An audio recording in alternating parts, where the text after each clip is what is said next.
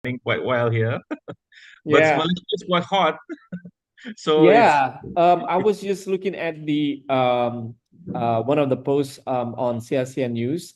Apparently, the past few days, the temperature in the region has been quite of heating up a bit. For some reasons, I don't know. Probably the forest fire, or probably the El Nino, or some other elements. I haven't read the whole article yet, but it does feel hotter than usual though. All right, so Prof. Nangkula, Prof. Tony, Assalamualaikum, Prof. Tony, how are you? Alhamdulillah barakallah. Thank you. Alhamdulillah. Brother too, Assalamualaikum.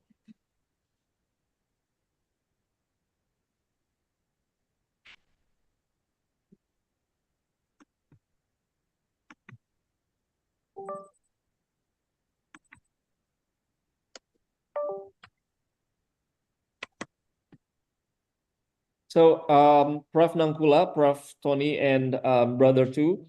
So, we're going to relay this Zoom meeting on our platform, the Instagram platform, with around 45 thousand of followers in Southeast Asia, or probably some other countries as well.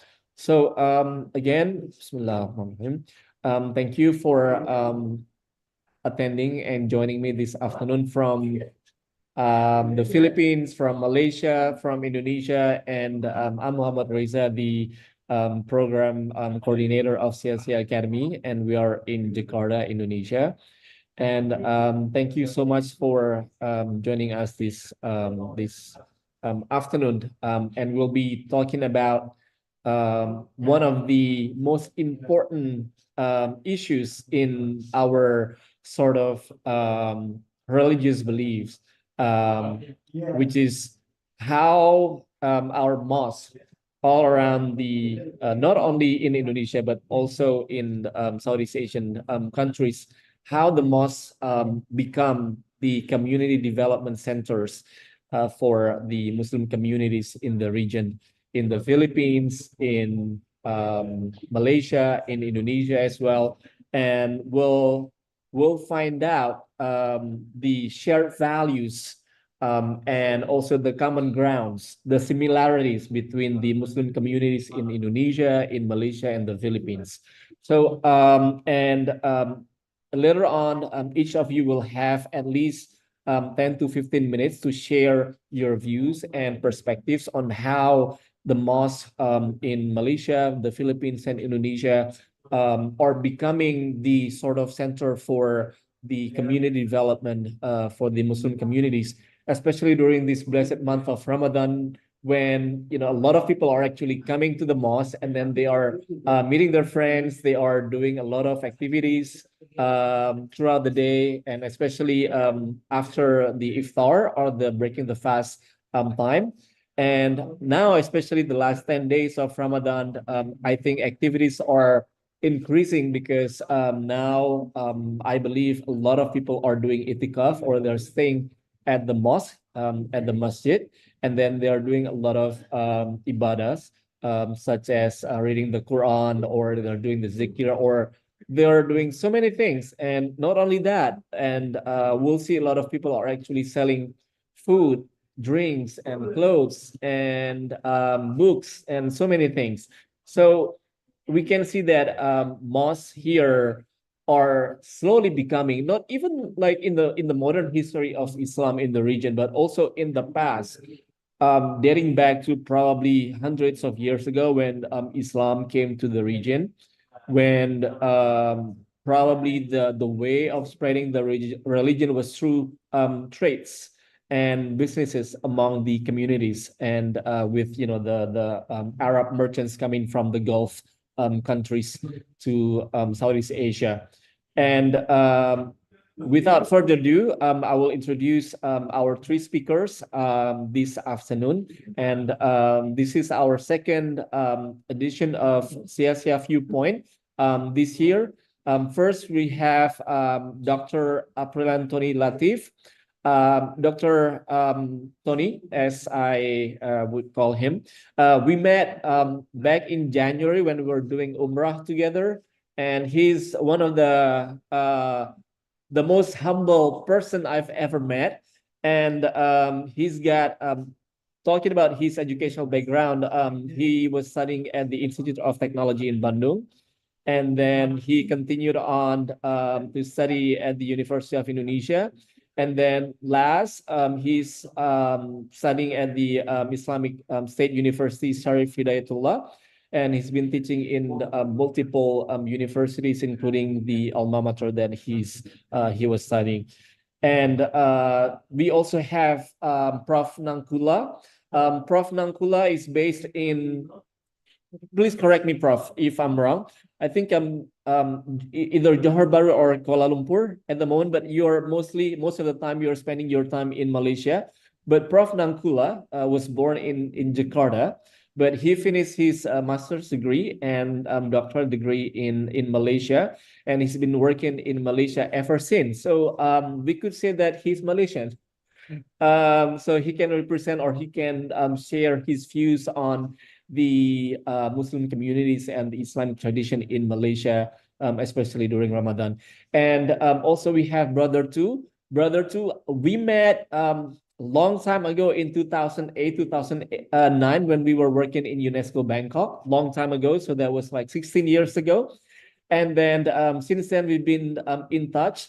And what was very unique, what I remember from our short encounters at the time, like 16 years ago, we were, because it was so hard at the time to find like halal food in Bangkok, and then to find masjid in Bangkok. We were with another friend from Kashmir.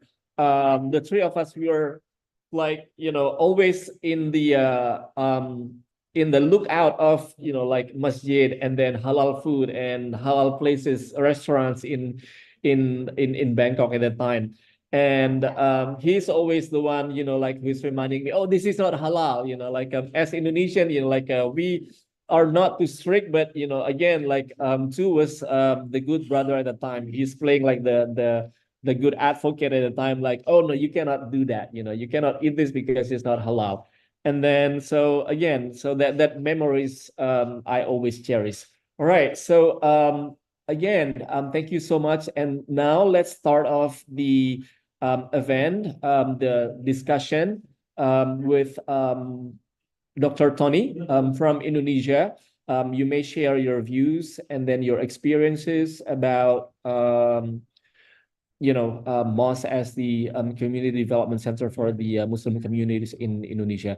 Dr. Tony, the time is yours.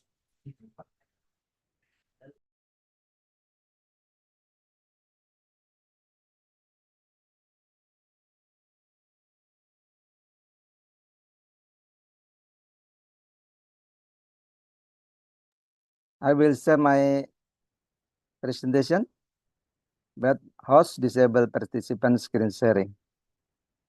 All right. Okay. So we'll work on that. Hold on a second, Dr. Tony.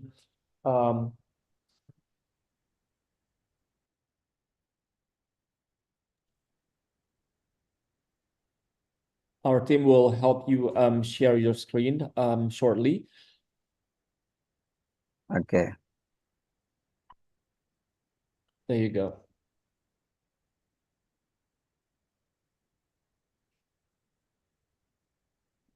Okay. Assalamualaikum warahmatullahi wabarakatuh. Alhamdulillah. Alhamdulillahilladzi anzala abdil kitaba wa lam yajal iwaja. Allahumma sholli wa sallim wa barik ala sayyidina Muhammadin wa ala alihi wa sahbihi wa man tabi'ahum bi ihsan ila yaumil amma ba'd. Thank you. Thank you, Mr. Reza. Thank you, my colleague, Prof. Nangkula from Malaysia, and Mr. Lalut Alfonso from Philippines. Good afternoon, everyone. Our quotes today: we make a living by what we get, but we make a life by what we give. It is a pleasure to have you here for our webinar on Mosque as a community development center in South Asia Muslim communities. Let's dive into the topic and learn together. Generally interesting to talk about Muslim, Southeast Asian, and community.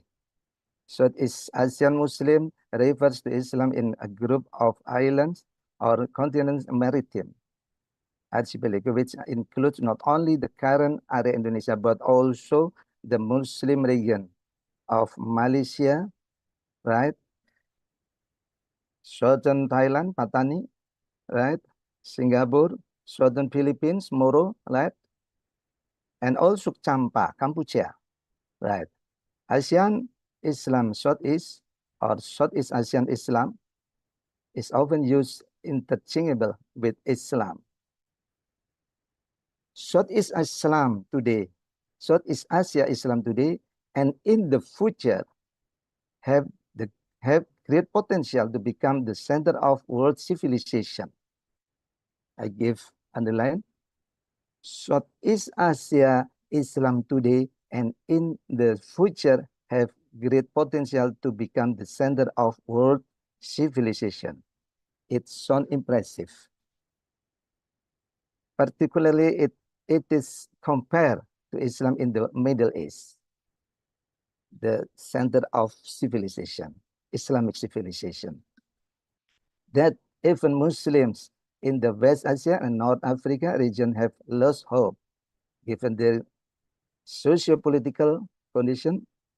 This region has been marred by long conflict and could not be expected to become a place where Muslims could establish the future of Islamic civilization. Most in the Southeast Asian Muslim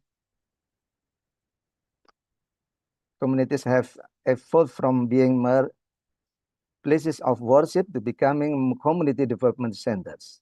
These mosques now serve as social, educational, and economic hubs for the local Muslim population. For instance, in Indonesia, the Nurul Islam Islamic Center Mosque in Bekasi City in Indonesia offers a range of services including mass in circumcision, donation for orphans and the poor. So we can prove that most pro-poor and pro-orphans and the implementation of sacrificial animal slaughters. It also provides educational programs such as TPQ education, Taman Pendidikan Al-Quran, Tafizul Quran institution, and regular recitation of the Quran.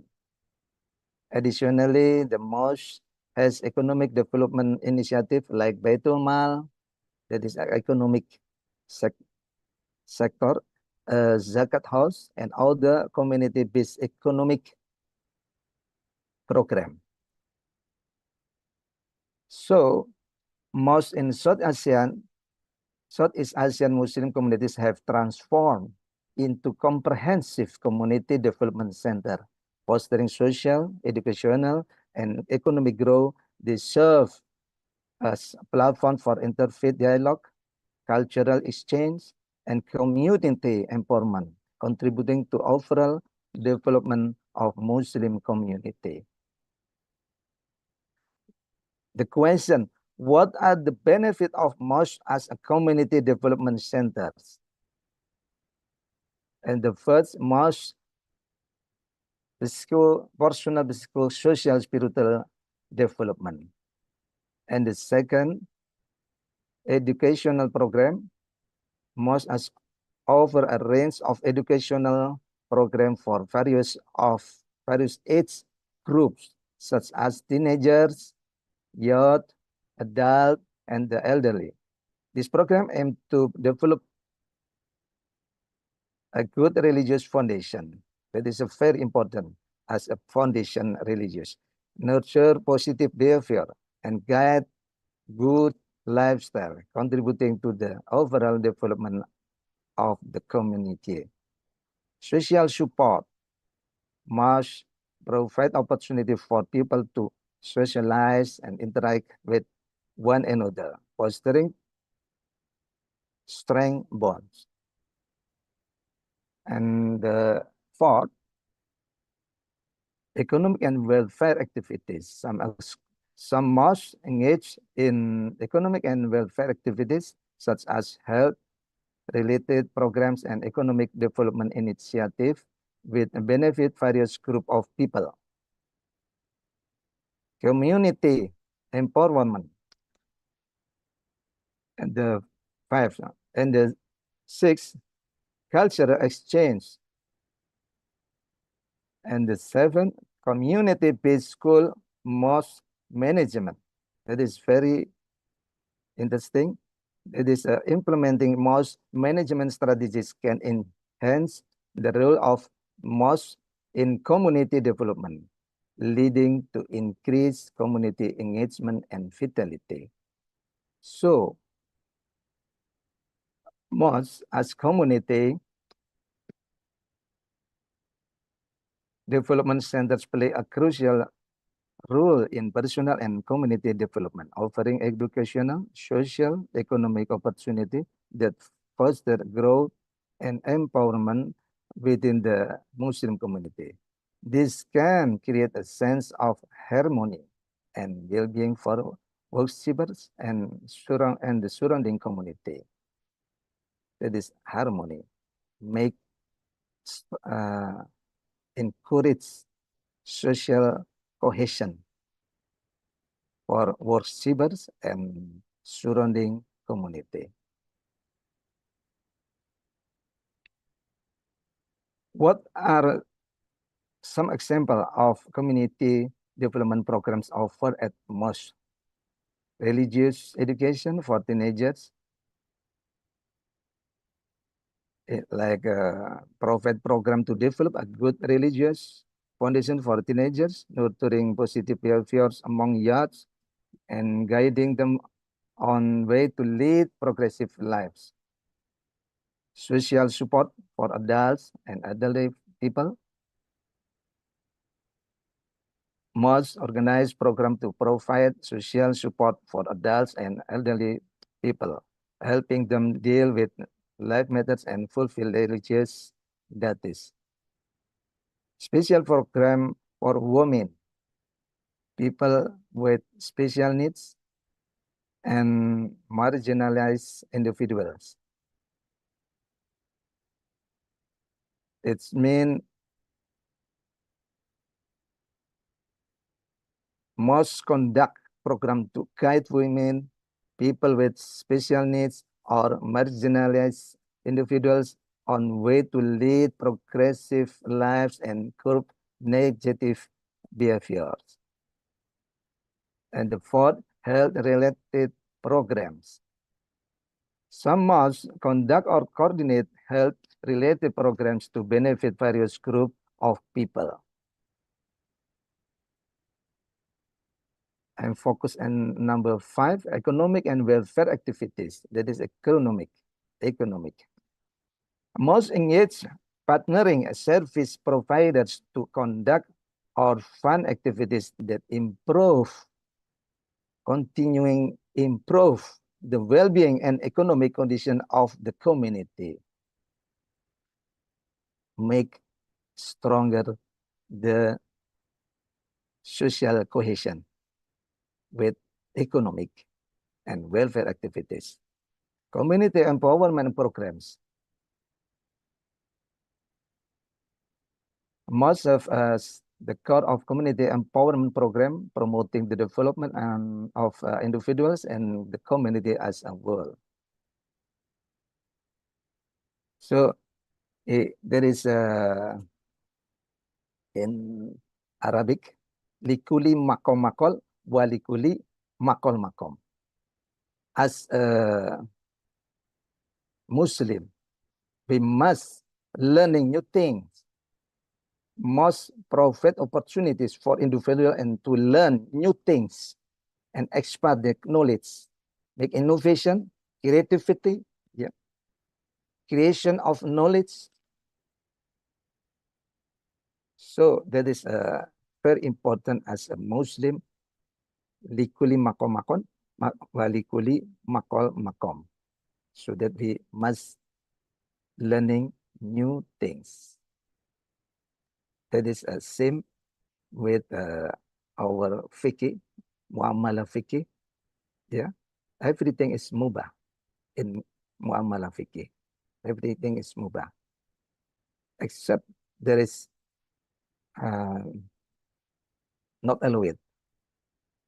Dalil not allowed to mubah about muamalah.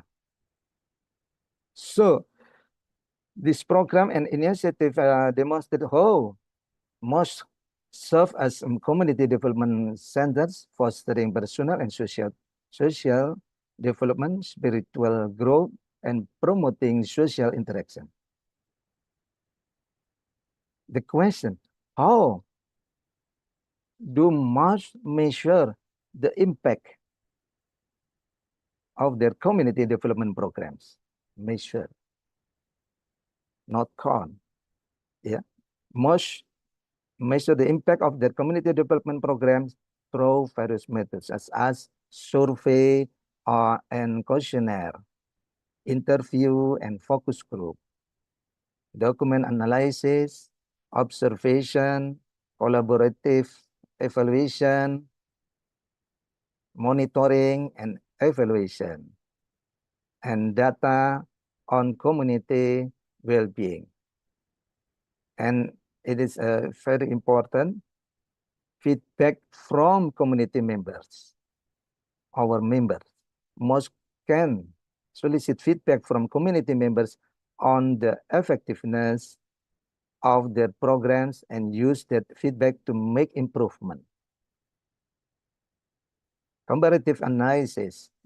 Most can compare the impact of their program with those of other mosques or community organizations to assess the effectiveness. It sounds impressive. It sounds interesting. Continuous improvement, always improvement, continuous improvement. Most can adopt a continuous improvement approach, regularly reviewing and updating their program based on feedback and evaluation result. So by employing this method, mosques can measure, not measure the impact of their community development programs and make data-driven decisions to improve their services and better serve the needs of their community. The challenge. Mosques face several challenges when measuring the impact of their community development program. And the first, limited resources, consists of maybe budget constraint or human resources, lack of standardized evaluation methods, limited participation, and then difficulty in measuring intangible outcomes, and then limited data collection, lack of collaboration with external evaluators, limited monitoring and evaluation system. So to overcome this challenge, mosques can collaborate with external evaluators, establish monitoring and evaluation system, and invest data in collection and analysis tools to improve their ability to measure the impact of their community development programs. That is goals. It looks goals talking about instance of mosque as community development center. That is example Joko Krian Mosque in Yogyakarta. Masjid Joko Krian or Joko Krian Mosque in Yogyakarta is significant center for Islamic community activities. It is a model for mosque-based community empowerment, as it goes beyond being just a place of worship and serves as a hub for various social educational, and community building initiative. The mosque management has been instrumental in making it a center for community activities with focus on education, social services, and interfaith dialogue. The mosque offers job placement services, language classes, and legal assistance to immigrants and refugees, and is actively involved in charitable initiatives, providing food and shelter to those in need during times of crisis. As we know, in pandemic or crisis in 2020 and 2021, Joko Krian pro-poor and pro-job and pro-urban. Additionally, the mosque is a place for development of religious and spiritual leaders, as well as a symbol of unity and acceptance among different communities.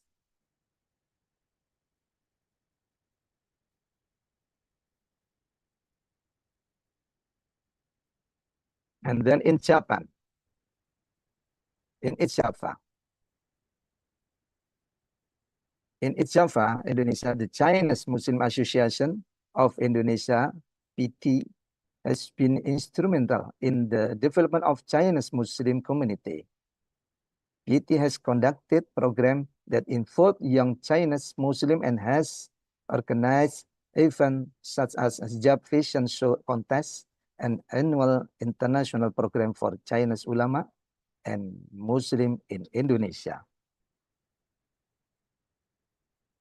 In Malaysia, please, you're correct, Prof. Nangkula. Program offered by Mosque in Malaysia include Baitul Mal, similarly with Indonesia, and Tambil system, Mosque-based economic empowerment model for urban poor community, and Islamic cooperative for community economic development, and MSME, micro, small, and medium enterprises support. So, many thanks. I hope we can encourage you, all of us, to participate in the webinar and take advantage of the opportunity to learn more about the topic. Everyone can greet because everyone can serve. Thank you. Thank you so much, Dr. Tony. That was very insightful and very intriguing in the sense that it was very comprehensive, but the programs that we see and what is very unique about our speakers this afternoon is that I can see from the CVs that the three speakers sent me, Dr. Tony is more expert in the programming section of this development programs and community development for the Muslim communities. And Prof. Nangkula is the expert in the architecture and the design of the mosque itself, or how I would say how the mosques are designed to facilitate the Muslim community so that they can have a lot of programs and activities at the mosque. And brother two is the media side. So how the media is actually playing important role in promoting and then spreading the news that, oh, we have this event in this particular mosque, and we have these programs in this particular mosque, and we have, for example, like the hijab fashion show and stuff like that, or the Muslim Scholar Conference. The media has very important role in spreading the news. Oh, please come and see these scholars from Malaysia, from the Philippines, from Indonesia. We are talking about how we can develop the communities through the activities that we organize at the mosque. All right, so without further ado, let's go to Malaysia now, and then let's listen to what Prof. Nangkula explanation, insights about the community development center aspects in Malaysian mosque. Prof. Nangkula, the time is yours. Okay, Bismillahirrahmanirrahim. Assalamualaikum warahmatullahi wabarakatuh. Alhamdulillahillazi arsala rasulahu bil huda wa dinil haq liyuzhiru adini kullihi wa kafa billahi syahida. Allahumma shalli ala Muhammad wa ala innaka Hamidum Majid. Is my sound is clear, Brother Reza? Yes, very, very clear, Prof. Nangkula. Okay, first of all, thank you very much for giving opportunities to share some ideas about mosque architectures. Yeah, so I'll be talking about it. And actually, I thought that I have to speak about 1 hour. So I'm preparing a lecture for 1 hour because I've been Inshallah, next teaching. time we'll have a special session for you, Prof. Nangkula. Okay, because Like I was teaching the subjects. I mean, for almost 20 years already, and we are trying to get the good formulas for mosque designs. Yeah, so it's an architectural presentation, so you will see lots of pictures, lots of slides, and less wording. Hopefully that. Yeah, so hopefully we can work together on that. Uh, when we talk about mosque architectures, or we can call it as Islamic architectures, in the recent years, yeah, in Indonesia, in Malaysia, we comes into times when people are building more and more. So we call it as an Arabic mosque. Yeah, it's more towards a Middle Eastern mosque. Nothing wrong with that. It's just sometime when it costs you lots of monies, and it creates lots of difficulties when we try to manage the mosque itself. Yeah, we can talk in detail about that. But today's, I think we have to rethink about it. Yeah, so when we talk about mosque architecture, most of the time we talk about it. It should be Arab, Arabic, Egyptian, Turkish. Yeah? So we talk about this kind of architectures. Yeah? Sometimes we are talking about the use of domes, minarets, arches. Yeah, so these are the kind of features. Yeah, when we talk about Islamic architecture or mosque architectures in the regions. Yeah, Taj Mahal is not a mosque. It's a tomb. It's a big place, a big building, but it's only not to say store. It's just it's a place for one tombs inside there. I mean, actually, it's two tombs. Sejahan is and also his wife, yeah, Mumtaz Mahal. So when we talk about mosque, sometimes we talk about monumental scale, symmetrical hierarchies. Yeah, it should be in the sense that the design should be something like this. But I would like to ask a questions when we think about this kind of buildings. Yeah, like this ones. Yeah, or maybe this one. Yeah, when we see the buildings, actually, the natures. Yeah, when we talk about building, it's actually is the design, but one of the architect in the United States, when he designed something, he was thinking about the natures as the body of God that you will ever see. So, in order for you to understand a God, you need to understand natures. So, why we put our human man-made to bigger than the natures? That's the question that he rising up. Yeah. So when I did my master's before back in 2002, I studied these architects and I found it is very interesting design in terms of how you integrate the building with natures. I would like to arise the questions. We in the olden days when we see our architectures in Southeast Asia, we have this kind of mosque. Yeah, like this one is the three building in Malaysia, Masjid Kampung Laut, one of the oldest mosques in Malaysia. We have another buildings in Malacca, yeah, Masjid Kampung Kelings, and also Masjid Papan. Yeah, so this kind of building representing the rich cultures of Southeast Asia. Yeah, some mosque in Malacca was constructed, designed by the Chinese builders. Yeah, so it gave an image of dragons, but in an abstract ways. So why from this range of cultures we come out into a new type of architectures? There's a question on that. Yeah, not to say something right, which is wrong, but we just see a different trends because of that. So today's I'm discussing about these issues lah, in architectures. Uh, when we talk about Islamic architectures, we need to understand that we have to differentiate clearly between Muslim architectures and Islamic architectures, where Kamil Khan Mumtaz mentioned very clear that Islamic architectures apply building inspired by Islamic religious thought. It's not just about product of the Muslim communities. So a product of Muslim community doesn't have to be an Islamic architectures. We can call it as a Muslim architectures. Yeah, that same as stated when Syed Hussein Nasser was talking about arts, yeah, Islamic art and things. Yeah. So, what's the Prophet's mosque look like?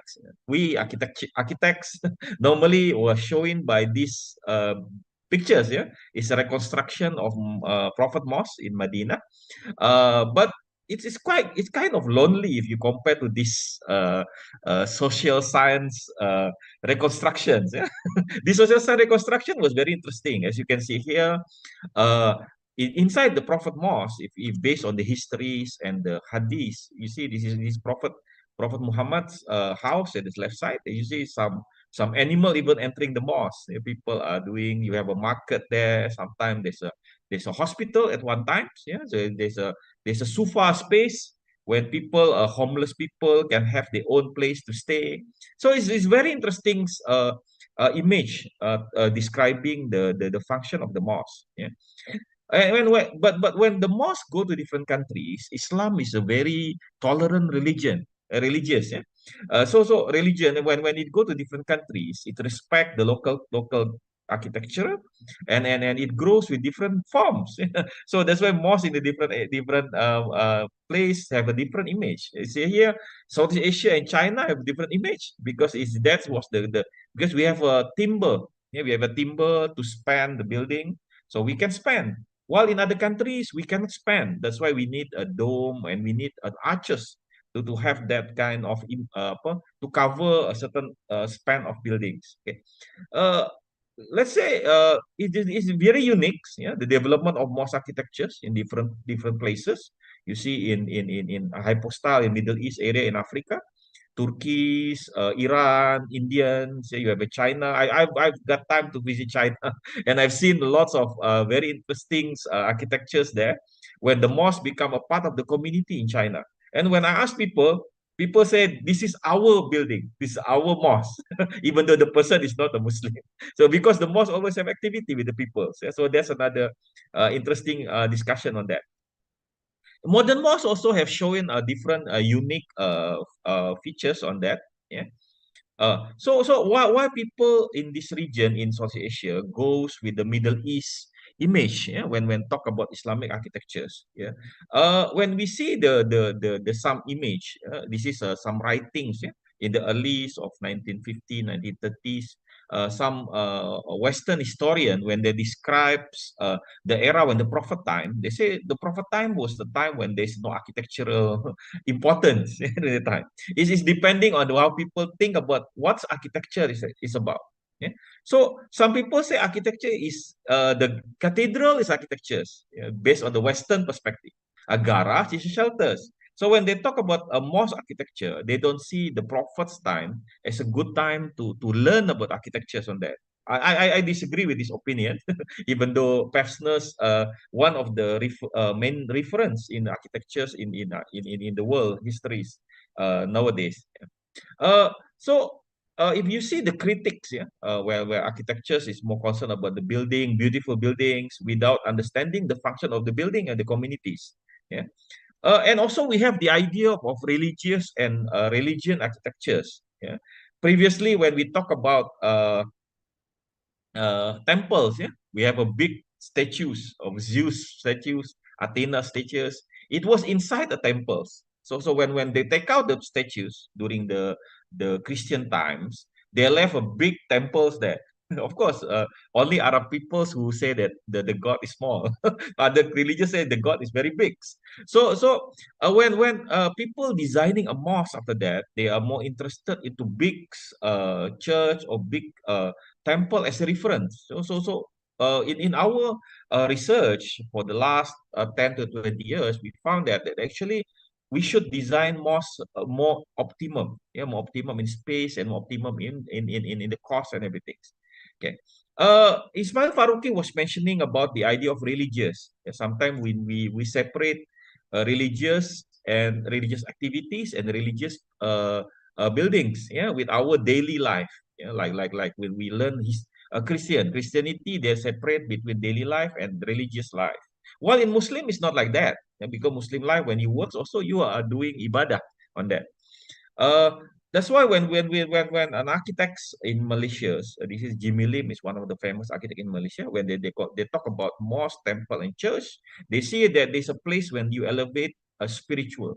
So mosque is more a label to be more of a place for praying, yeah, for some praying. So it's like a temple of church. While mosque essentially is not only about prayings, it's also about community development centers. That's why when Prophet built it, it's an institution, not only about buildings to pray, a place to pray. Because in Islam, you can pray everywhere. Yeah, it doesn't need a specific place. Yeah, the whole earth is actually is a praying place.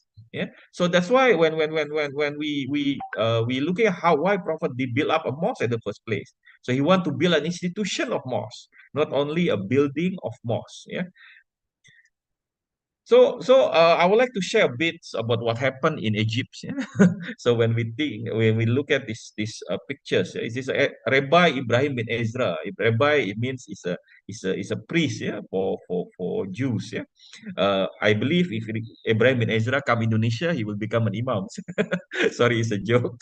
I would like to say what I'm trying to say is that in the next picture, you can see that priest and sheikh in the 1919 revolution in Egypt wear the same clothes. We don't know which one is priest, which one is sheikh, because sometimes the ornamentations or the things it's not only coming from Islam. Yeah, so it's come from the context of it.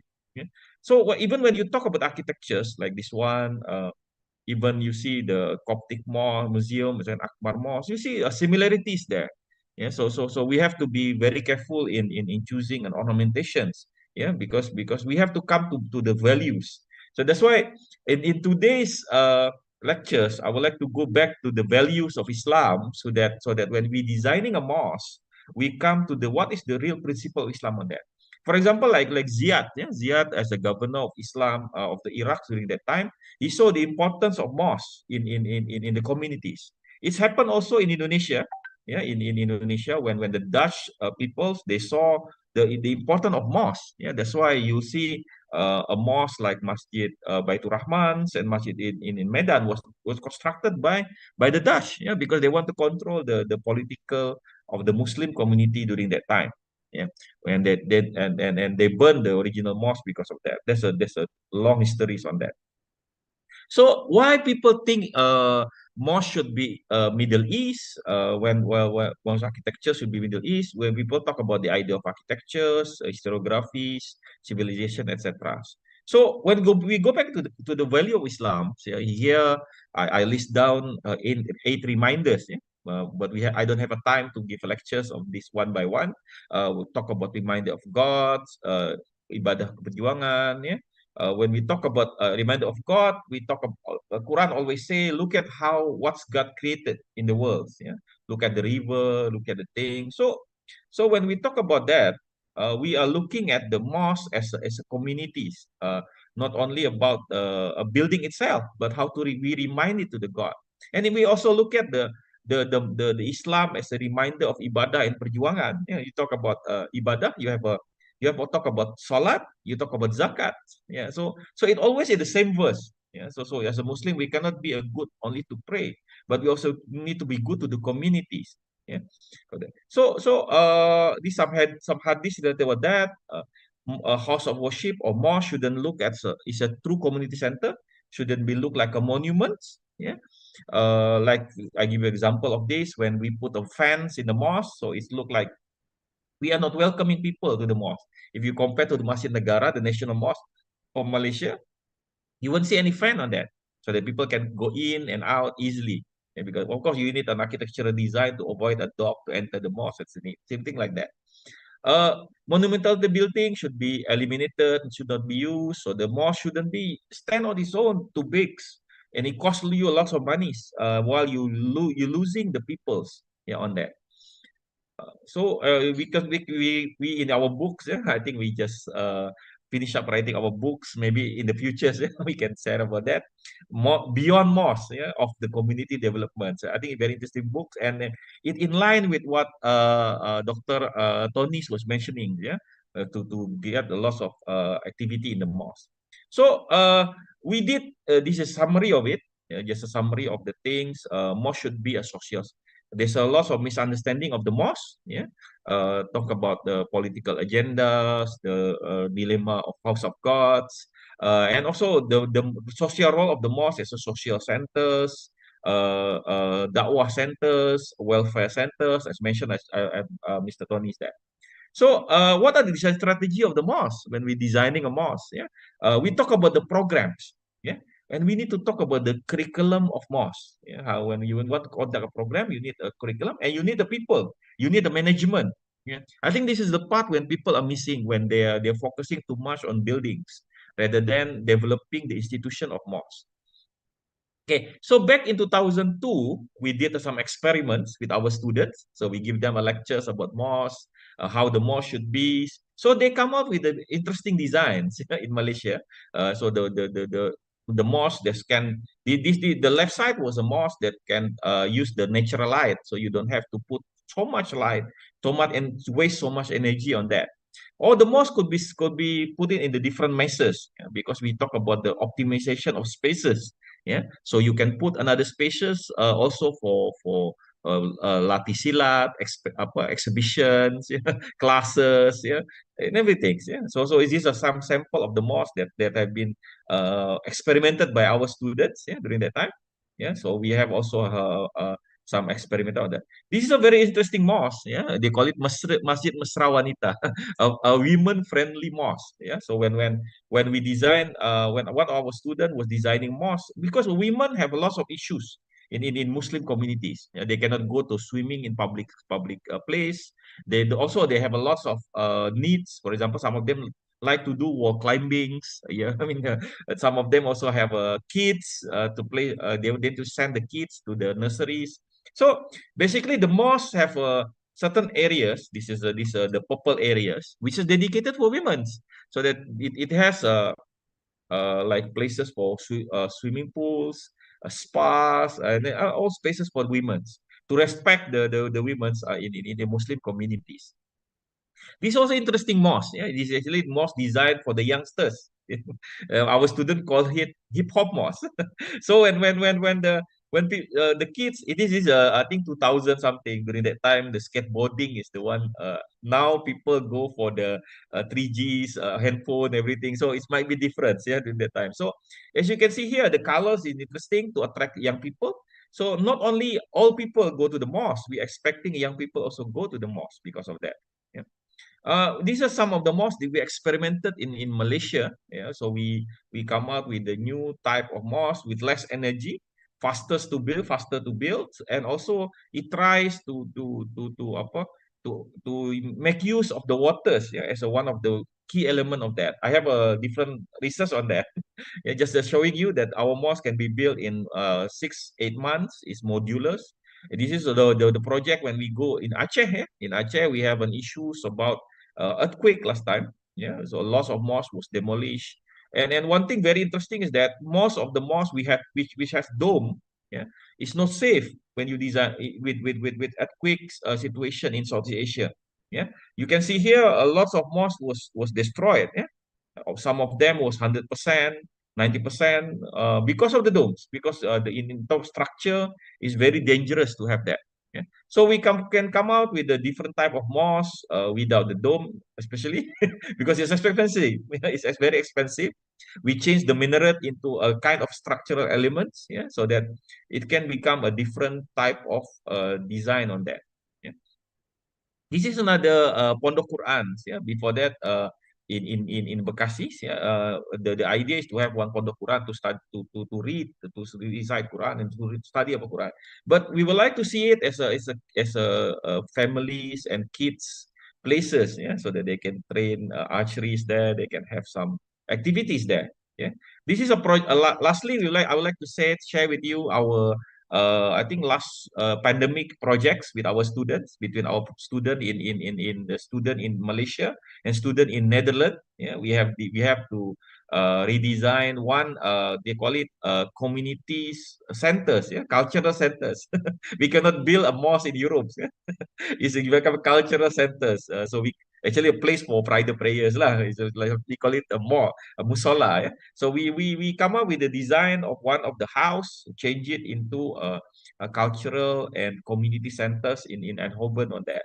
Yeah, you get some pictures of our student and also some pictures in Netherlands. Yeah. Okay, let's go to the conclusion of it. What is an Islamic architecture? So when we talk about Islamic architecture, we might need to rethink. It is a reminder of man, a reminder of God. Yeah, so I think, in my opinions, when we look at a Frank Lloyd Wright designs in this kind of building, it reminds us to the God's created, yeah, God's creations. Yeah, so you see lots of trees, the waters. You can feel that you are live amongst the God creations. While we compare to the mosque, which try to shows a big uh, uh, buildings there. While when we put the God creation secondary, it's small. You plant them around the building, so around the building. So I'm not disagree with that. To do that, we call it landscaping. Yeah, compared to that. So when we talk about mosque architectures, or we talk about Islamic architectures, I would like to bring up these three components. Yeah, the component about Quranic sign on that God creations. Yeah, like I mentioned before, hadith on humilities. Yeah, there's a one time when Prophet Muhammad sits amongst his companion. The one of the person looking for Prophet, he said that, who amongst you is Muhammad? This is not an architecture hadith, but during that time we can see that Prophet is not stand up. Yeah, he don't wear different clothes. He didn't wear any crown. He didn't sit in there. So he just like amongst others. So in architecture, we believe that Prophet don't want our building to be stand too much. Yeah? It should be apa between, yeah, you merge, yeah, with the communities during that time. Yeah. And also our hadith about community interaction. Yeah, we as a Muslim, we cannot be good on our own.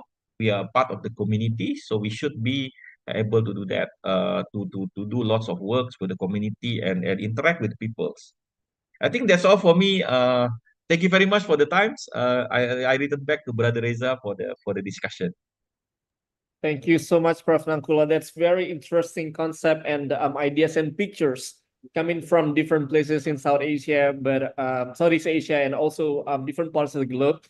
And I've been traveling around as well. And I think in Southeast Asia, I would say that the mosque architectures are more diverse in the sense that, I think it's a blend between culture and Islam itself. So people have played around a lot with their imagination, with creativity. So that's why we have seen a lot of different kinds of mosques in Southeast Asia, in Indonesia, in Malaysia, in the Philippines as well. The designs, the architectures, and the colors as well. But when you're going to Europe and when you're going to the Americas, they are quite, I would say, quite similar. Like even in Turkey, like Turkey has very exquisite design, architectural design of mosques, but they all look the same, with the minarets and then with the mosaic and stuff like that, with the ornaments.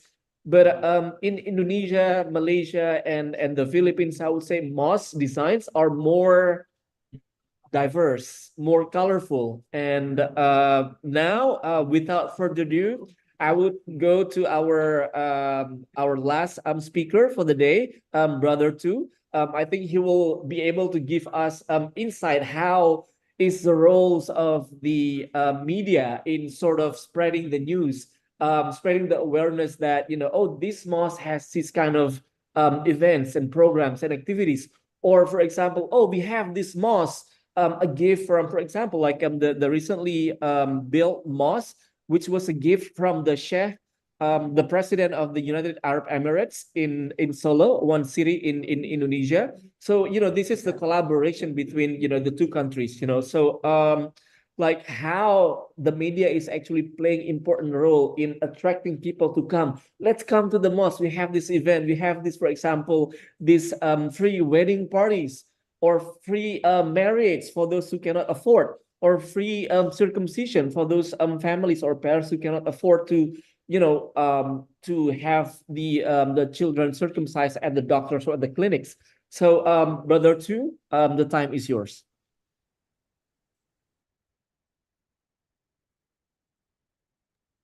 Um, I think you're still muted, brother too.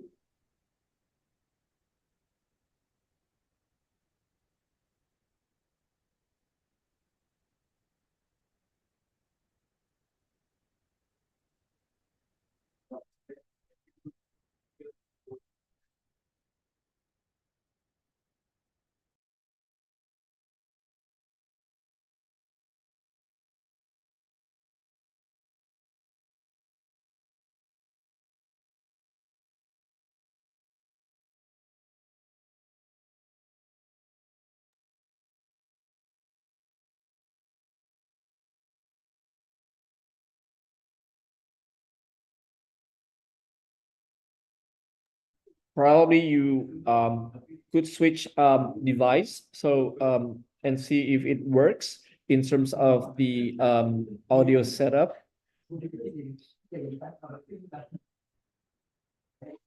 So while waiting for brother two to set up the audio, I think Prof Nankula and Prof Tony, I think it's quite interesting what you have explained earlier, that Prof Nankula as the sort of the mastermind of the design and the architecture of the mosque, and then Prof Tony is the mastermind of the programs and activities.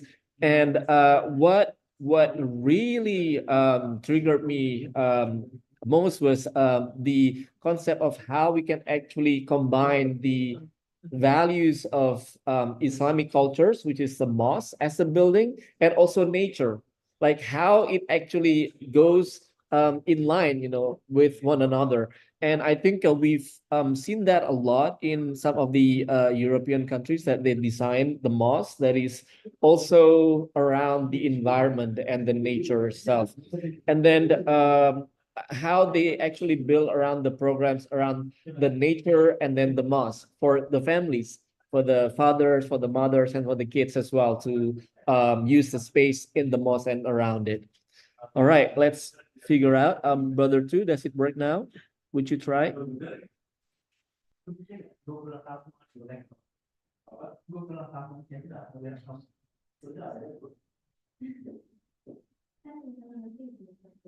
We still cannot hear you clearly.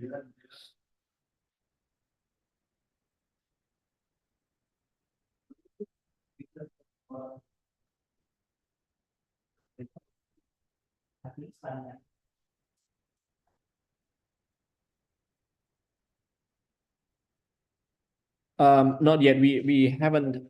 Yeah.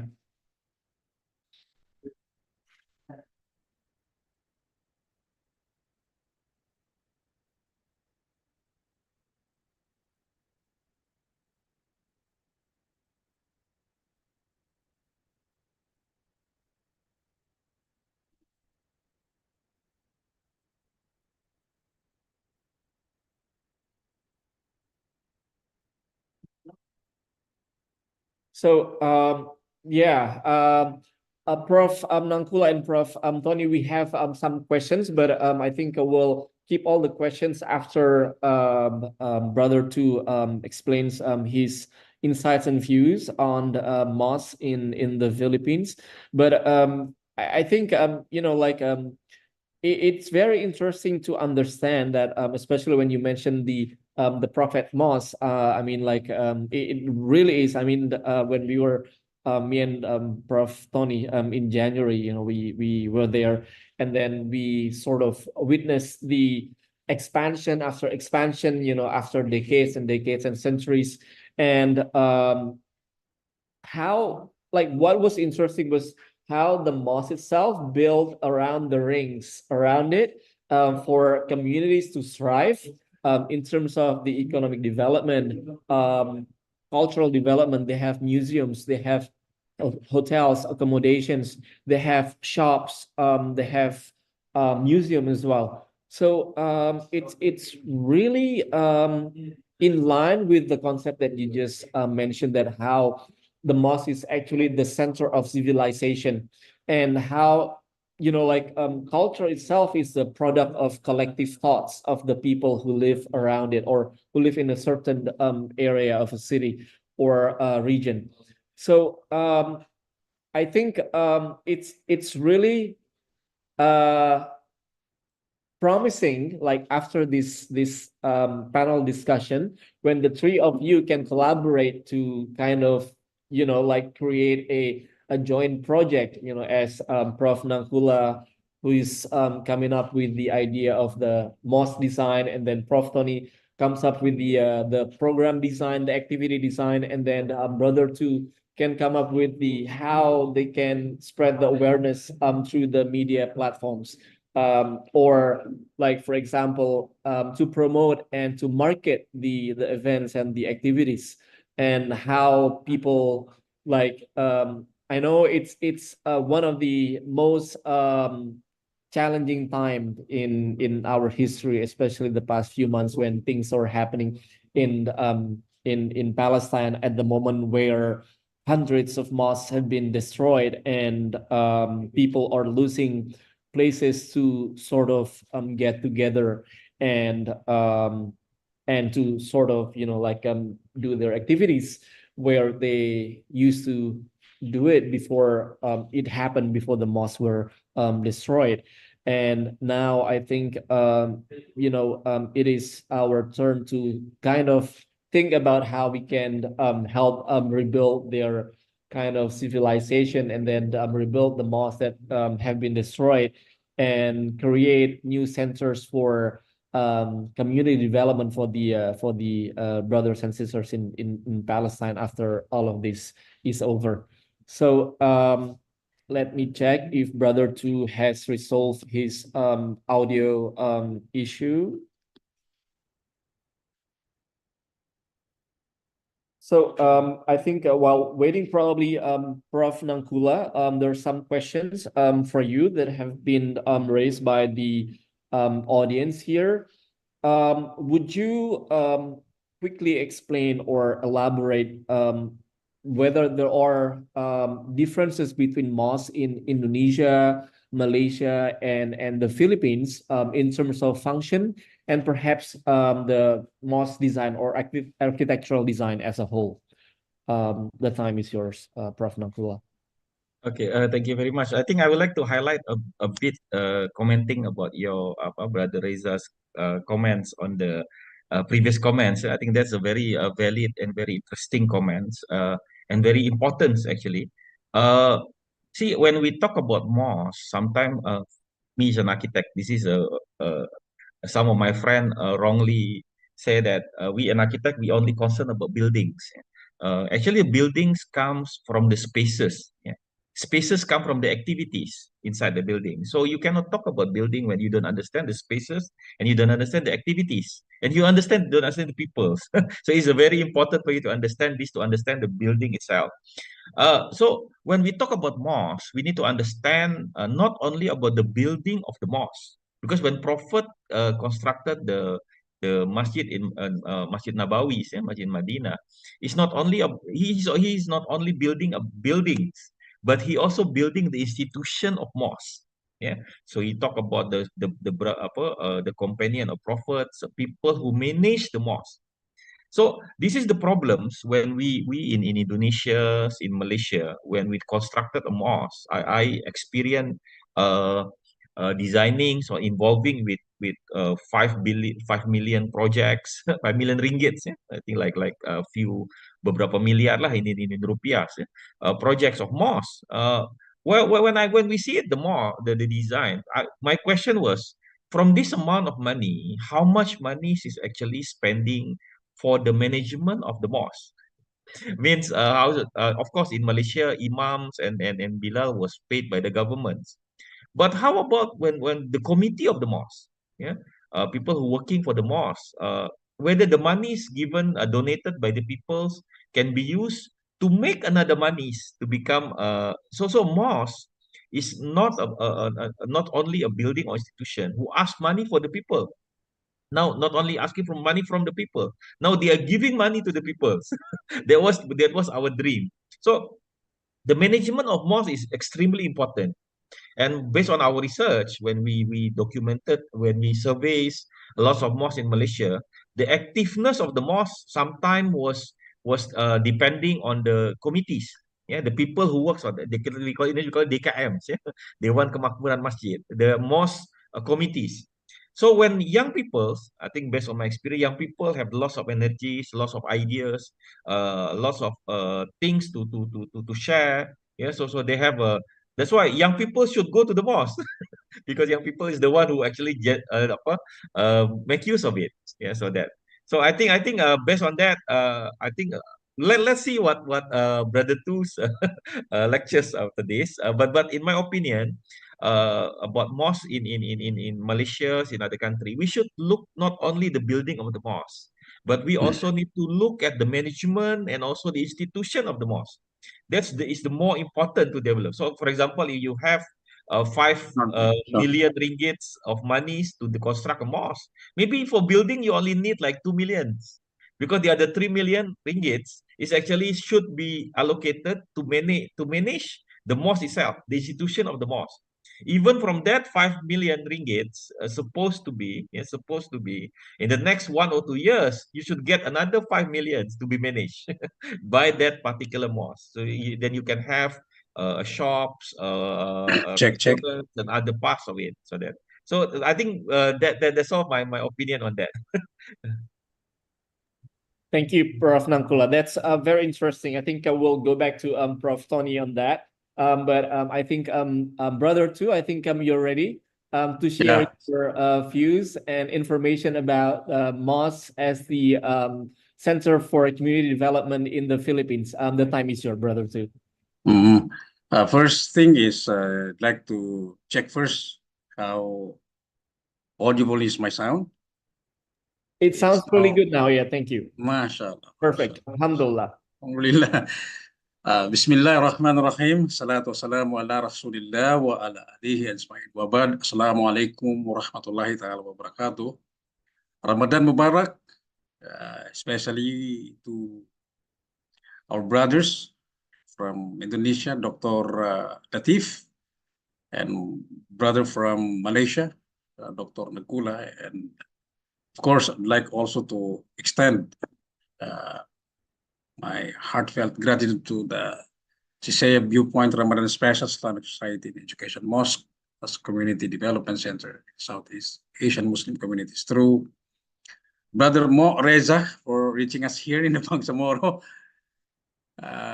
in the southern part of the Philippines, which is now, alhamdulillah, enjoying for 5 years of genuine autonomy after fighting the Philippine government for almost 5 decades.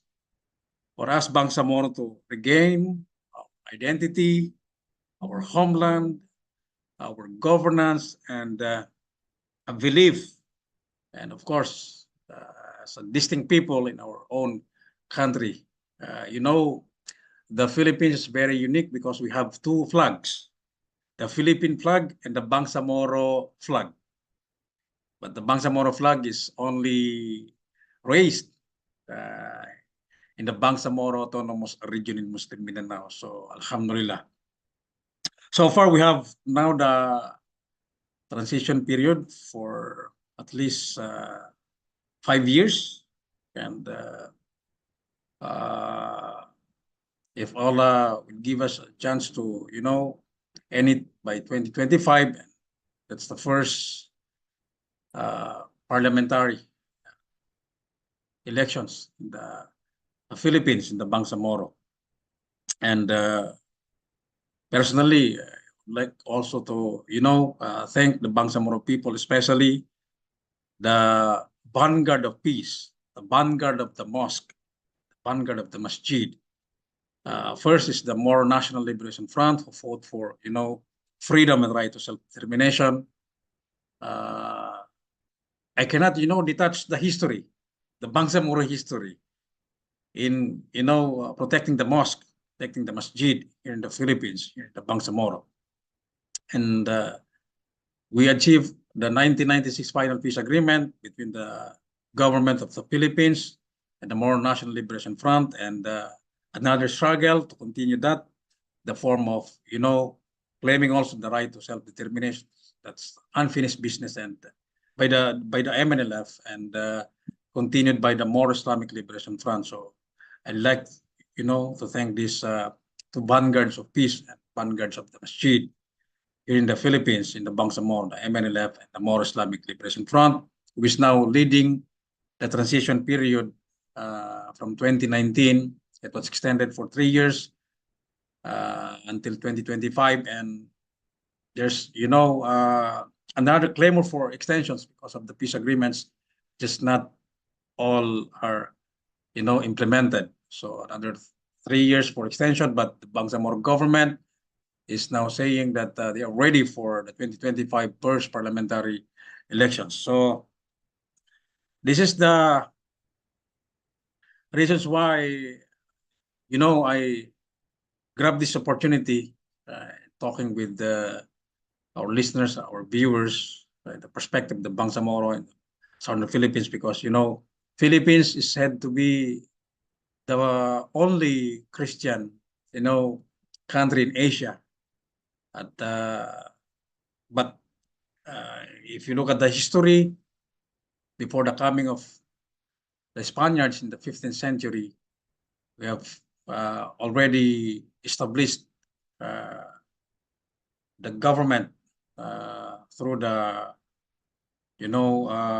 sultanate form of government, and the first masjid was established on the 13th century before the coming of the Spaniards, that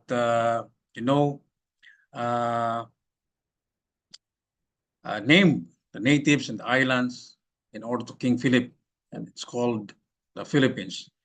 And Islam was already here in the 13th century through the Muslim missionaries, and Moros were once independent under the variety of local states, including the Sulu Sultanate of Sulu, the Sultanate of Maguindanao, and the Confederation of Sultanate in Lanao.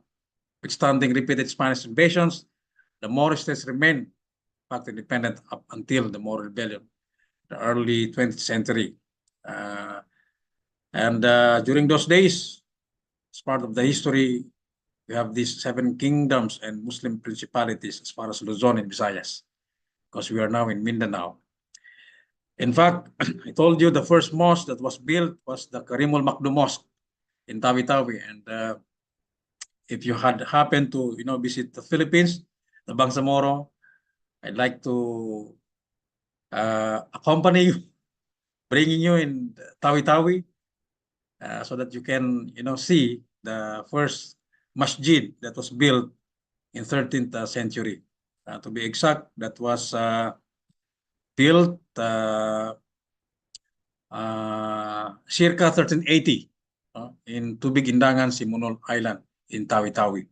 And it's good to note that the Philippine government, through the Philippine Congress, have made a strong concrete recognition and even passed the Public Act number 10573, an act declaring that Sheikh Karimul Makdum Mosque, considered as one of the oldest existing Muslim houses of prayer or mosque in the Philippines. And with that, we really regain the identity as Bangsamoro, as a Muslim, as part of the 13th ethno-linguistic tribes of the Bangsamoro here in the Philippines. And of course, proudly said that I also belong to that as Maguindanao, as Bangsamoro. That's part of the gains of the Bangsamoro peace process through the 11054, the Republic Act 11054, the recognition of the distinct identity of the Bangsamoro.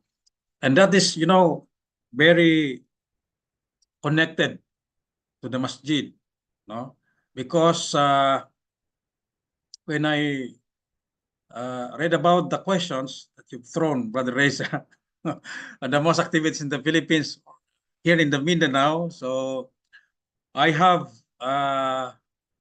listed 4 with the help of our imams, our scholars here. So I made a research. I asked also the assistance of my wife to please help me, because really busy doing multimedia works. And in fact, I thought that I could join you because we have this special coverage for the Ramadan Quran memorization competitions, the Bangsamoro Autonomous Region in Muslim Mindanao here in Cotabato City. But I managed to, join this activity. It's a very important activity. I can say no for this activity. First is the house for Quran recitation. So, this very sacred place, and we want to recite from the bottom of our heart inside the mosque. So that's one thing. Second thing is mosque is a peace center for dialogue and reconciliation. I included reconciliations because during the almost 50 years of the Bangsamoro struggle for right of self-determination, mosque is part of, the historic place for things that we need to remember, because massacres were committed against the Moro people inside the mosque. The famous massacres that we didn't really forget was the massacre in Kulong-Kulong that was part of the Palimbang in Sultan Kudarat province. The other thing is the massacre also committed by, of course, the armed forces of the Philippines. During that time was, they called it Philippine Constabulary in Manili Massacre in Carmen, North Cotabato. And very recent was the raid against the member of the More Islamic Liberation Front in Dato Paglas, Maguindanao, during the time of the peace process. So 7 was, killed inside that compound where mosque was built. So it's really hard for us. But, masjid and imams could not be separated, because imam or the preacher will teach us how to become, God-fearing, how to forgive those who commit crimes. But I think in this case, for example, because, this is the third one that I want to also share, that most activities, number 3 or the third one is the Center for Religious and Social Learning. So that's why preacher or the imams could not be separated from the masjid, because they're the one who, give sermons. Besides from the Friday prayer, they will lead us into 5 times daily prayer in the masjid, giving some da'wah Islamiyah. And in the Bangsamoro, the chief minister of the Bangsamoro region champions this moral governance. Moral governance meaning this is tantamount to saying that this is a Islamic governance. Islamic governance. So that's the third one. The fourth one is, it's very basic. It's already been mentioned by my colleagues.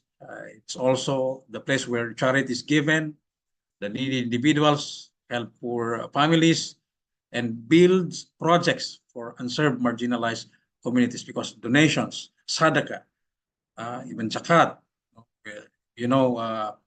mostly performed or given inside the mosque.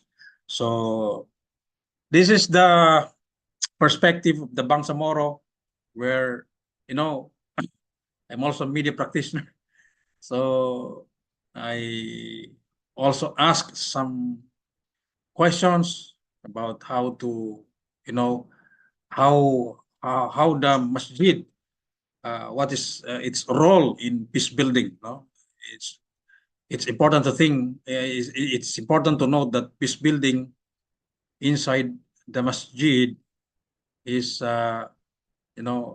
inseparable, because imams through that masjid teaches us how to become good Muslims, even though we have the past history that hurt us, and as a Bangsamoro, we must be very much, of course, thankful for the Bangsamoro government and the Philippine government because they have this so-called Bangsamoro peace process. And among of the yeah agreements was the reconciliations and unity. So I think that's it for me. I think this is all for me here in explaining the role of masjid and the imams in peace building, especially here in the Bangsamoro, where our past experience is too bitter. But we must move forward and observance of the implementations of the Bangsamoro peace agreements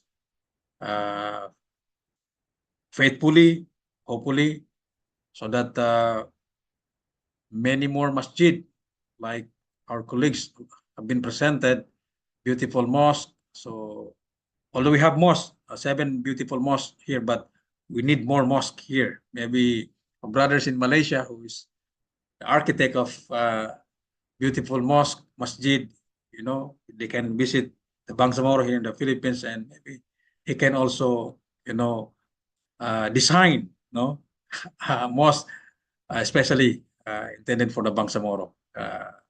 That's it for me, bro, Reza. Maybe have questions or other concerns, so I can also respond. Inshallah. Thank you so much, brother. To that's very eye-opening. I mean, I was studying in the Philippines. We went to the same alma mater in the Asian Institute of Management, but brother too was my senior. He graduated in 2012. I graduated in 2015. But again, it's quite eye-opening. I say it because it reminds me that in Indonesia back in the 60s, please feel free to add some information and stories or historical backgrounds, Prof. Nangkula and Dr. Tony, that in the 60s, it also happened in Indonesia during the rise of the Communist Party that they attacked the Muslim communities in mosques and in Islamic boarding schools as well. The massacres also happened in Indonesia at the mosque. And it's also heartwarming to learn that mosque in Bangsamoro region in Mindanao, that it has become the center for the liberation movement. And of course, again, the liberation movement is the first step towards the next steps of the civilization development of the Bangsamoro people in the Philippines. So now let's try to answer some questions that we have received already. And Prof. Nangkula, Prof. Tony, and Brother too. We have so far at least around over 600 audience across our platforms on Instagram. And we have some questions here now. Now, going back to the previous question, Dr. Nangkula and Dr. Prof. Nangkula and Dr. Tony, Prof. Nangkula explained before that we have to understand the programs and then the activities of the communities before designing of the mosque, before deciding the architecture or the spaces, the facilities that the mosque should have.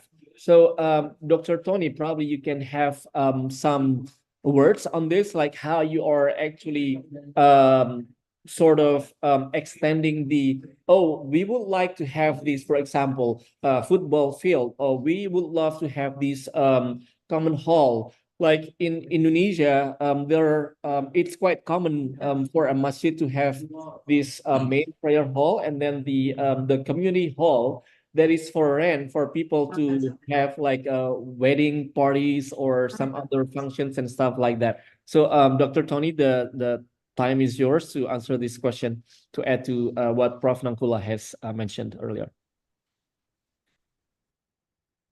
Thank you, Mr. Reza, my brother Reza. Before I answer your question, I have story. I have a lecturer colleague at UIN Jakarta. He was once time invited to the European Parliament, and there he was tried that Indonesia was an intolerant country towards minority. My colleague answered calmly that Indonesia, with the distance from Sabang to Merauke, around 5,000 kilometers, there are only 4 countries: Indonesia, Malaysia, Philippines, and Singapore. Maybe Brunei, yeah. But with the same distance in Europe, 5,000 kilometers, there are 56 countries, as we know. And Barcelona want to spirit from Spain. Belgium want to break up too. So the question, who is intolerant? So you should not teach Indonesia or Southeast Asian Muslim, but you learn from Muslim in Southeast Asian Muslim. I think that is a short story, is very interesting about as a community, we must make synergy. We must make a stronger with synergy. I mean, in Indonesia community, Muslim community is flowery Islam or smiling Islam. That is highlight in the unique and diverse character of Southeast Asian Muslim, which is characterized by its openness, tolerance, adaptability to local culture and traditions. We believe that this interpretation of Islam called flowery, only if our religious minorities were able to practice their beliefs freely and if the region provide fertile ground for the growth of independent reasoning and sophisticated religious thoughts. So as we know, I lecture in UIN Jakarta. The Islamic study only in Middle East Islamic study. As we know, Southeast Asian Islamic study is the better.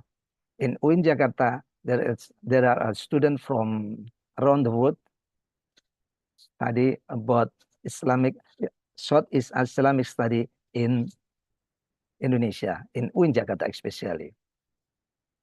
So, in Southeast Asia Islamic, there is a concept flowery that is upon openness, tolerance, adaptability to local culture and tradition. And Indonesia too is not monolithic or uniform entity, but rather of a diverse and evolving expression of faith that reflects the country's rich social and cultural fabric. That is a very important in community, stronger of social cohesion, so that we optimistic in facing the future in our region, Southeast Asian Islamic. Like in Indonesia, as we know, a sample for Indonesia culture includes adaptation to local culture. Indonesian Islam has been influenced by various external factors and local tradition, which has contributed to its unique character, tolerance, and accommodation. As we know, Southeast Asian Islamic is in South Asian region. Recording stopped. known as tolerance and accommodation of local culture, which is reflect in the country's Pancasila principles, which include belief is one's good. Syncretism. Islam in Indonesia has been influenced by various culture and religious tradition, leading to a syncretist form of Islam that is unique to the region. So, it is importance of interfaith dialogue in promoting peace and understanding among different religious and cultural groups.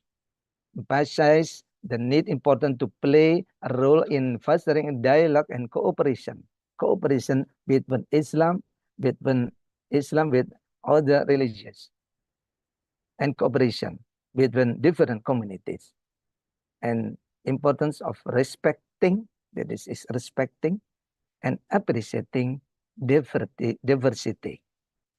I think enough. Thank you. Thank you so much, Dr. Tony. I think we are probably running out of time, and since I think it's already almost iftar time in Malaysia and the Philippines, I would like to ask the last questions for the three of you, Prof. Nangkula, Dr. Tony, and Brother Tu. In the more modern society like it is today, and among the young people and among the modern communities and societies in Southeast Asia, especially in Indonesia, Malaysia, and the Philippines, and especially in the Philippines, that it is predominantly Catholic and Christian country. How do you think we can attract more Muslim communities to come to the mosque, and to attract or to invite the people of other beliefs to come to mosque to learn more about Islam? And do you think the roles of mosque are still important in today's modern society? I think any one of you can start first, probably from Brother Tu. Please, you can start if, yeah, you're ready. Thank you. Yeah, that's a good question, Brother Reza.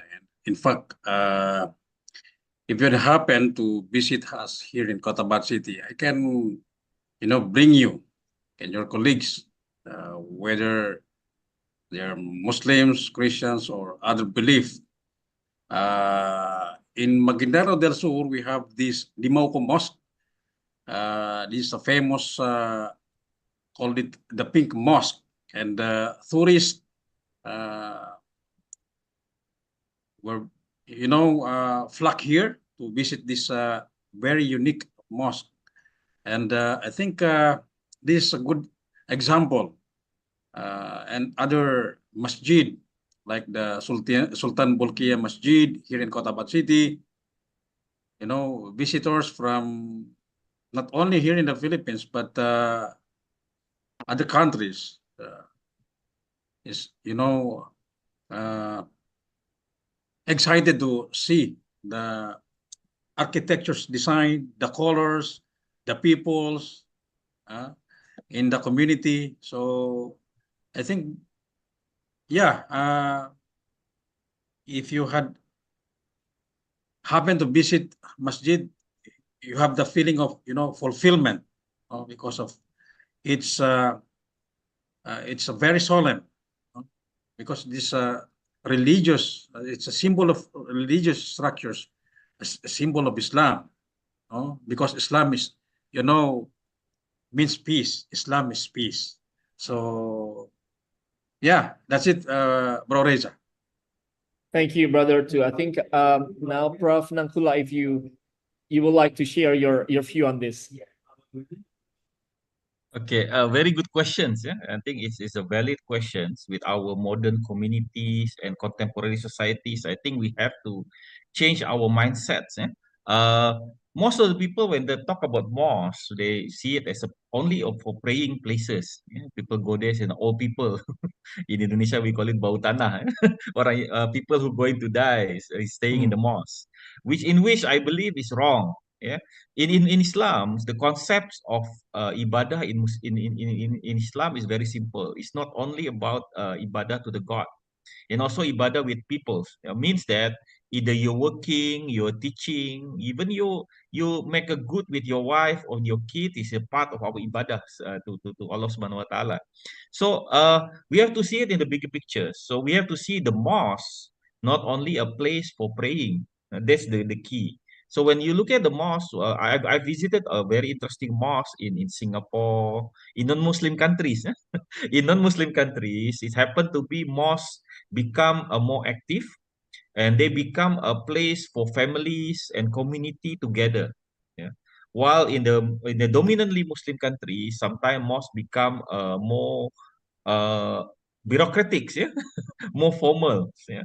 I mean, mosques only have a program related with the Islamics thought, Islamic activities.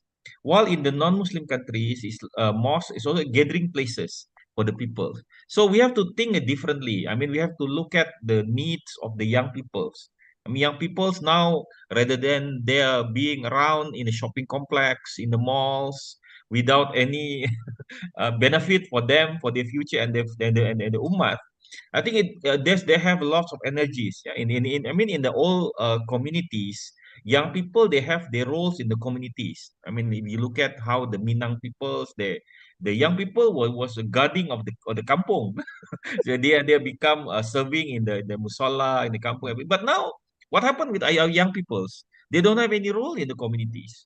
They just stay in the home playing handphones, doing some chatting with people. For me, it might not be. We have to see it for the wholesome perspective. Yeah, I mean, we have to see it. What are their needs actually in our communities? So by giving them a roles, that's why I'm more interested if the young people were given opportunities to manage the mosque. So they have a lot of ideas. They have a lot of things to share, new ideas. So that those things will improve our communities on that.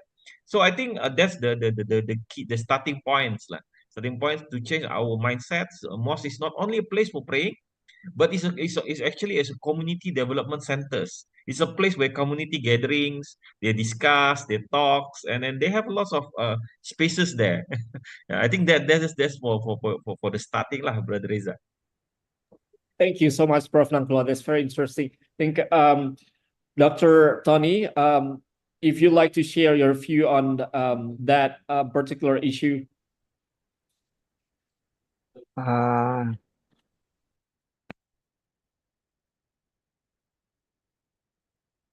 Okay. So I think, in my opinion, there is a importance in interfaith dialogue in promoting peace and understanding among different religious and cultural groups. Besides the need important to play a role in fostering dialogue and cooperation between different communities and importance respecting diversity.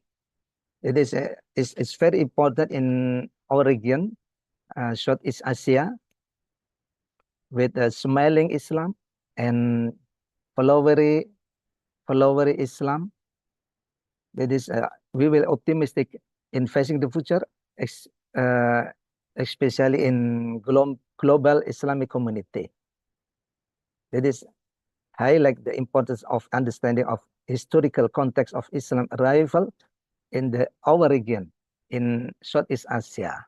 So we have our resources as a Muslim in Southeast Asia. That is a challenge for us together. Maybe that is a challenge for Orientalist perspective on the impact of Islam Southeast Asia. That is recognize the region diversity and full diversity and complexity. I think that is full peaceful process and no conflict and or violence involved. I think so that. Thank you so much, Dr. Tony. I think it has been a very inspiring and insightful afternoon for all of us to learn about different perspectives from different countries, from Indonesia, from Malaysia and the Philippines. I think one takeaway from me is that, like, I know in Indonesia, for Prof. Nangkula and Prof. Tony, for some people here, like, they do not want to go, oh, because this is the mosque of, I would say, oh, this is the NU mosque, this is the Muhammadiyah mosque. Oh, this mosque has, for example, like for the Tarawih, oh, the mosque is doing 20 rakah. Oh, this mosque is doing 8 rakahs.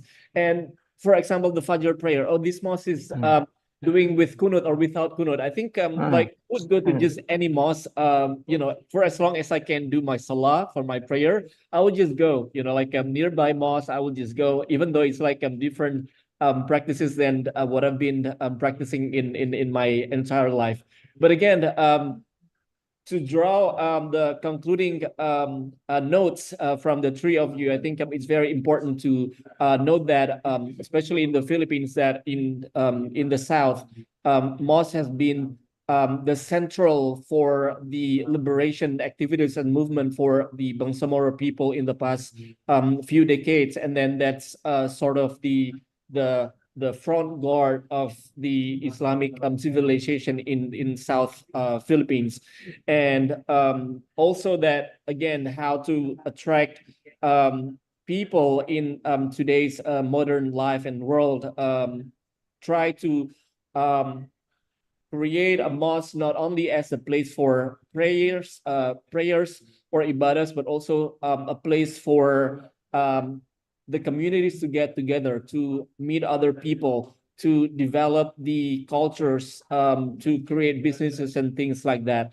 And also, as Dr. Tony has said, that a mosque has also served as a place for an interfaith dialogue and communication for people, you know, with different faiths and belief and religious backgrounds. I think it's very interesting to understand all of these elements, beautiful elements that we have talked about earlier. And last but not least, I would invite and encourage Prof. Nangkula and Prof. Tony to sort of engage with Brother Two in South Philippines to help probably build, you know, like advance the Islamic civilization, to build more mosques as a center of community development in the Islamic communities in South Philippines. Prof. Nangkula can provide the ideas of the great architectural designs for a mosque, and Prof. Tony can help the ideas of how, you know, we create and organize programs and activities for the communities, and then Brother Two will provide the space and the people to make this happen. So I hope after this discussion, it doesn't stop here, but the three of you can connect, which of course we'll be very happy to facilitate. And then feel free to connect or to reach out to me, and then to get in touch with each other. And at the end of this program, we'll provide you with a certificate of our appreciation. We'll send that directly to you after this program. And again, thank you so much for joining us in our second episode of Seasia Viewpoint, a part of Seasia Academy initiative, a part of Good News from Indonesia. And we'd like to have you in our next programs in the future. And please stay in touch, and Ramadan Mubarak, Ramadan Kareem. And since we are soon welcoming Eid al-Fitri, Eid al-Fitri Mubarak. Thank you so much, Prof. Nangkula, Dr. Tony, and Brother Two. We wish you all the best, and Assalamualaikum. Waalaikumsalam, Masya Allah. Waalaikumsalam Many warahmatullahi thanks. wabarakatuh. Let's take a last photograph before we leave. I'll take a photograph and then I'll send it to you. 1, 2, 3. Thank you so much. Assalamualaikum. Waalaikumsalam. Have a great day.